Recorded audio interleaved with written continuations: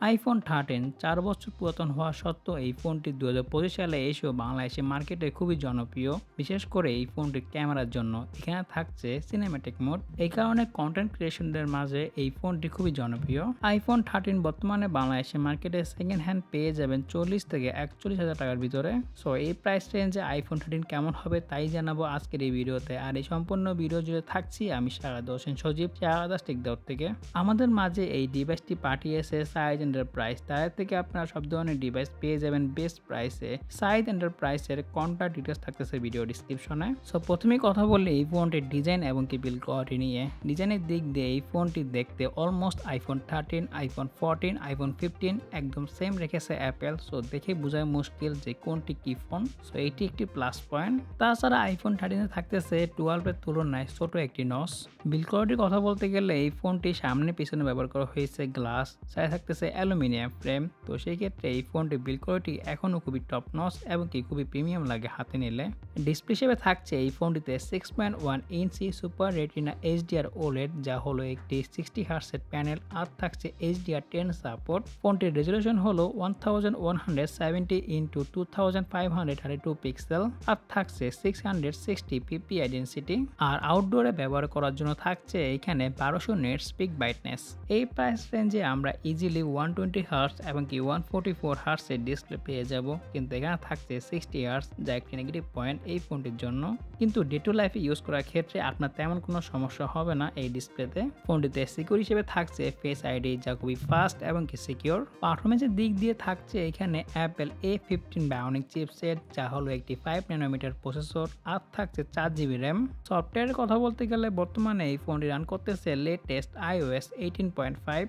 ফোনটির পারফরমেন্সের কথা বলতে গেলে ডে টু লাইফে ইউজ করার ক্ষেত্রে আমরা তেমন কোনো সমস্যা পাইনি। সব ধরনের অ্যাপ ওপেনিং এবং কি ক্লোজিং স্পিড খুবই ফাস্ট। তাছাড়া ব্যাকগ্রাউন্ডে আমরা অনেকগুলো অ্যাপ রান করে দেখেছি, কোনো সমস্যা পাইনি। 4GB র্যাম হওয়া সত্ত্বেও এই ফোনটি খুবই ভালো মতন অপটিমাইজেশন করা। কিন্তু আপনি যদি একজন হেভি ইউজার হয়ে থাকেন তাহলে কিছুটা প্যারা খেতে পারেন। ফোনটির মূল আকর্ষণ তা হলো এই ফোনটির ক্যামেরা। এখানে থাকছে ডুয়াল ক্যামেরা সেটআপ, যা 12 megapixel main camera, 12 megapixel ultra wide, 12 megapixel selfie camera.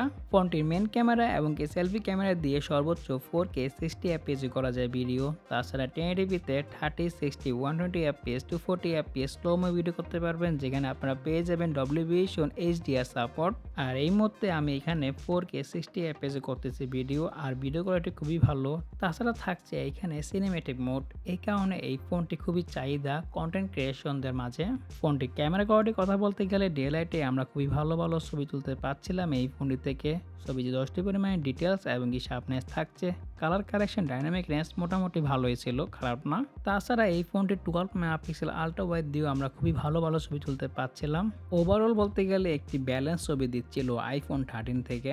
ফোনটিতে টেলিফটো লেন্স না থাকা সত্ত্বেও এখান থেকে খুবই ভালো ভালো আমরা পোর্ট্রেট ছবি পাচ্ছিলাম। মোটামুটি ভালোই পোর্ট্রেট ছবি দিচ্ছে এই ফোনটি। কিন্তু আপনার যদি এই প্রাইস রেঞ্জে একটি বেস্ট ক্যামেরা ফোন দরকার, বিশেষ করে পোর্ট্রেট মোডে, তো সেই ক্ষেত্রে আপনারা আইফোন 12 প্রো নিতে পারেন, কারণ ফোনটিতে আপনারা পেয়ে যাবেন 2x পোর্ট্রেট মোড। আর রাতেও আমরা এই ফোন থেকে খুবই ভালো ভালো ছবি তুলতে পারছিলাম। ছবিতে 10টি পরিমাণে ডিটেলস এবং কি শার্পনেস ছিল। কালার কারেকশন অলমোস্ট ন্যাচারাল ছিল। ফোনটিতে ব্যাটারি হিসেবে থাকছে 3240 mAh ব্যাটারি, যেখানে 20 ওয়াট ফাস্ট চার্জিং এবং কি 15 ওয়াট ওয়্যারলেস চার্জিং সাপোর্ট করে। ব্যাটারি ব্যাকআপের কথা বলতে গেলে এটা সম্পূর্ণ ডিপেন্ড করে ফোনের কন্ডিশন এবং কি ব্যাটারি হেলথের উপরে। আপনার যদি একজন নর্মাল ইউজার হয়ে থাকেন তাহলে ইজিলি আপনারা একদিনের মতন ব্যাটারি ব্যাকআপ পাবেন এই ফোনটি থেকে। ফোনটির নেগেটিভ সাইড নিয়ে কথা বলতে গেলে প্রথমেই থাকছে এই ফোনটির ডিসপ্লে ইস্যু। আমরা সবাই জানি আইফোন 13 সিরিজে ডিসপ্লে ইস্যু রয়েছে, কিন্তু তুলনামূলকভাবে আইফোন 13-এ কিছুটা কম। তারপরও বলা যায় না যে কোনো মুহূর্তে এই ফোনটির ডিসপ্লেতে ইস্যু হতে পারে। আর দ্বিতীয়ত এই প্রাইস রেঞ্জে আমরা ইজিলি টেলিফটো লেন্স পাচ্ছি, কিন্তু এই ফোনটিতে থাকছে না কোনো প্রকারের টেলিফটো লেন্স। তাছাড়া আর সব দিক দিয়ে আইফোন 13 খুবই ভালো একটি পারফরমেন্স করতেছে 2025 সালে এসেও। সো কাদের জন্য এই আইফোন 13 ভালো হবে 2025 সালে এসে? প্রথমত, আপনি যদি গ্রিন লাইন নিয়ে বা ডিসপ্লে ইস্যু নিয়ে ভয় না পেয়ে থাকেন তাহলে আপনার জন্য এই ফোনটি। আপনি যদি কনফিউজ থাকেন তাহলে এই ফোনটি আপনার জন্য নয়, কারণ কনফিউজ থেকে ফোন না নেওয়াটাই ভালো। তারপরে এই ফোনটির ক্যামেরা কোয়ালিটি খুবই ভালো, বিশেষ করে এই ফোনটির ভিডিও কোয়ালিটি আমাদের কাছে এখনও ভালো লাগে। এই প্রাইস রেঞ্জে one of the best video দিয়ে থাকে আইফোন 13। স্ক্রিন। তাছাড়া এই ফোনটির ডিজাইন এবং কি বিল্ড কোয়ালিটি এখনও খুবই টপ নচ। যদি আপনি এই প্রাইস রেঞ্জে একটি ভালো ক্যামেরা এবং কি ভিডিওগ্রাফির জন্য একটি ফোন খুঁজতেছেন তাহলে iPhone 13 হতে পারে আপনার জন্য বেস্ট চয়েস। সো আজকের এই ভিডিওটি এই পর্যন্তই। পরবর্তী কোন ফোনের ভিডিও বা রিভিউ চান তা জানাতে পারেন কমেন্টে। আর আজকের জন্য আমি বিদায় নিচ্ছি। আমি শাহাদ হোসেন সজীব, শাহাদ থেকে। আল্লাহ হাফেজ।